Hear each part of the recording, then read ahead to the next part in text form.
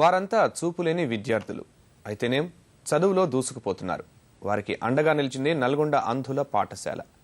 ఎంతో మంది బంగారు భవిష్యత్తుకు బాటలు వేసిన ఆ విద్యాలయం నేడు నిధులలేమితో కుట్టుమిట్టాడుతోంది. ప్రభుత్వం ఎయిడెడ్ హోదా ఇచ్చి ఆదుకుంటే తప్ప నిర్వహణ సక్రమంగా కొనసాగే పరిస్థితి లేదు.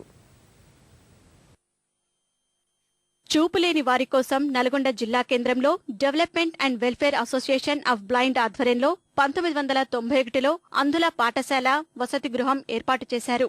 దాతల సాయంతో 1 నుంచి 10 వరకు తరగతులు నిర్వహిస్తున్నారు. రాష్ట్రం నలుమూలల నుంచి వచ్చిన 140 మంది అంధ విద్యార్థులు ఇక్కడ చదువుకుంటున్నారు. దాతల సహకారంతో ఇన్నాళ్లు సాగినా కొన్నాళ్లుగా సరిపడినన్ని నిధులు సమకూరడం లేదు. వసతి గృహం నిర్వహణతో పాటు అధ్యాపకులకు జీతభత్యాలు సంస్థ నిర్వాహకులకు భారంగా మారాయి.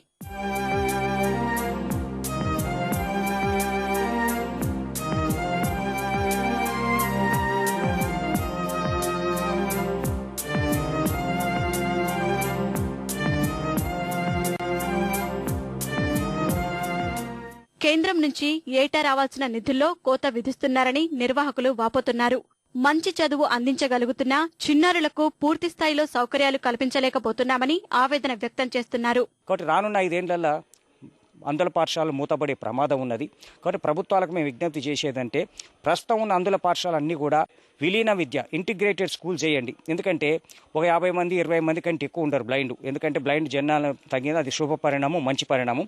ఉదాహరణకి నేను చెప్తున్నా, మాకు కూడా గవర్నమెంట్ ఎయిడ్ ఇచ్చినట్టయితే సీఎం ఆఫీస్ నుంచి డీఓకి వచ్చింది, డీఓ రికమెండ్ చేస్తున్నారు, ఎయిడ్ కొరకు ప్రయత్నం చేస్తున్నాం. ప్రజాప్రతినిధులకు కూడా విజ్ఞప్తి చేసేది ఏంటంటే ఇది integrated English medium aided school చేయండి, మేము సేవ చేయడానికి సిద్ధంగా ఉన్నాం. ఇక్కడ చదువు పూర్తి చేసుకుని బయటకు వెళ్లిన వారు ఉన్నత విద్యలోనూ రాణిస్తూ అంధత్వం అభివృద్ధికి అడ్డు కాదని నిరూపిస్తున్నారు.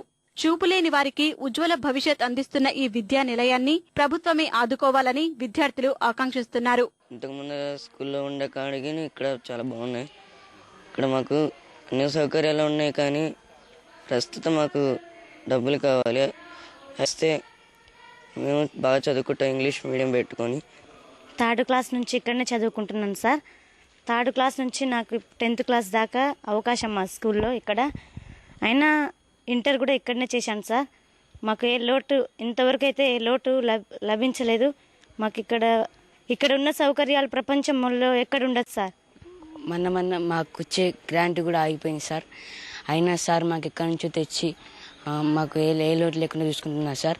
నేను చదువుకొని హిస్టరీ లెక్చర్ కావాలనుకున్నాను. సర్కారు స్పందించి అంధుల పాఠశాలకు ఎయిడెడ్ గుర్తింపునిచ్చి ఆంగ్ల మాధ్యమంలో విద్యనందించేలా చొరవ తీసుకోవాలని నిర్వాహకులు కోరుతున్నారు.